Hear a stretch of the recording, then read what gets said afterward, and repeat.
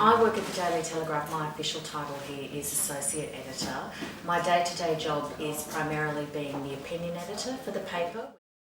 And I'm also a columnist myself, and I've been writing a weekly column for the newspaper and also a weekly column for Sunday Style magazine, which comes out in the Sunday Telegraph. I've been doing that for about 4 years now. For journalists, having to adapt to the different forms of media has probably been the biggest challenge of the last 5 to 10 years.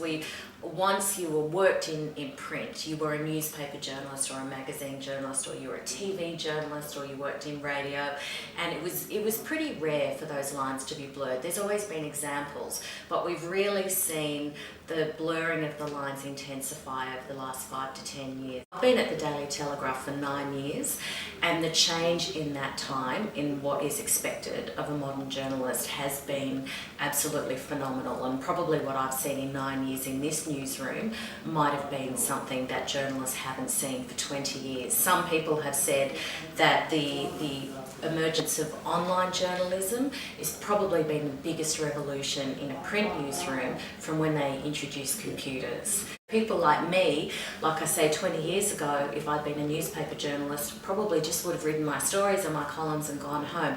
But now I go on Sky News and talk about things. I go on breakfast television, then I might be doing a show on ABC News 24 or Sky News at 9 or 10 o'clock that night. So it's become such a mammoth beast, the modern media. Everyone's got to get involved.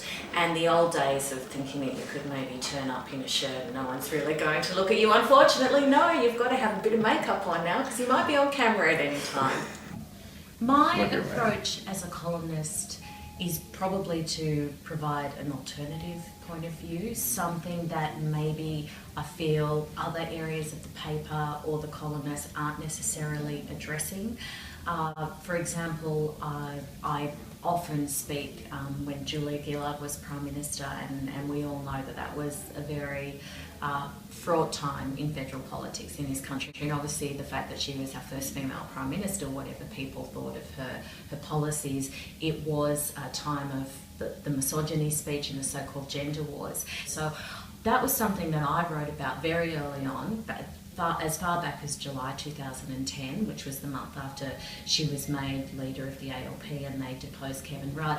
And I wrote about that all the way up until the federal election last year. So that was a case where I just felt that there was probably a niche in the market that wasn't being filled, and I think it was something that people were talking about, but that the media wasn't necessarily tapping into. I have written articles where, with no exaggeration, I have received one feedback from one person saying this is a really trendy inner city lefty point of view, and someone else saying this is just like redneck right-wing propaganda written for the Rupert Murdoch empire. And those two common stereotypes, which I would suggest are both probably as simplistic and silly as one another, in response to the same piece. Now, how can two people draw that reaction from the same piece? And that happens quite a lot, and it doesn't just happen to me, and in fact it happens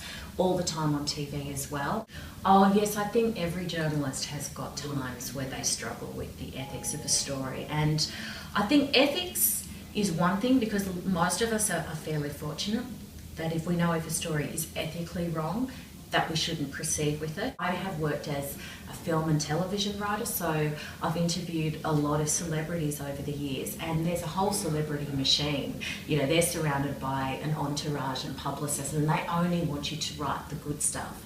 And of course, if you're going to have integrity as a journalist, you have to write the truth. It might be 90% good, but there's still going to be a couple of things that they would prefer that you're not right. And that is the same in all forms of journalism. If you know that you're doing the right thing, then you just have to be brave and take that deep breath and think, well, I might not be popular, but if it's the right thing to do, and I think there's a good story to be told, then I'll just expect a narky email or phone call tomorrow, and believe me, we get them.